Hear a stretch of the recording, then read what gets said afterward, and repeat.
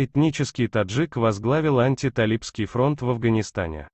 Глава Исламского общества Афганистана, этнический таджик Атта Мухаммад Нур возглавил комитеты народного сопротивления для отпора наступлению вооруженных формирований радикального движения «Талибан». Решение о создании антиталибского фронта и избрании Нур его лидером было принято в пятницу на совещании бывших военных командиров Северного альянса, которое состоялось в городе Мазари-Шариф, административном центре северо-западной провинции Балаха. В совещании в Мазари-Шарифе принял участие и лидер национального исламского движения маршал Абдул-Рашид Дустум, этнический узбек, который занимал пост вице-президента Афганистана в 2014-2020 годов.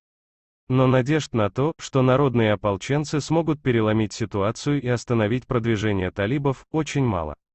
По мнению многих экспертов, простое население Афганистана не очень горит желанием сражаться и погибнуть за насквозь коррумпированные правительства Ашрафа Гани и продажных полевых командиров, которые все последние годы занимались хищением миллиардов долларов, выделенных мировым сообществом на строительство нового Афганистана.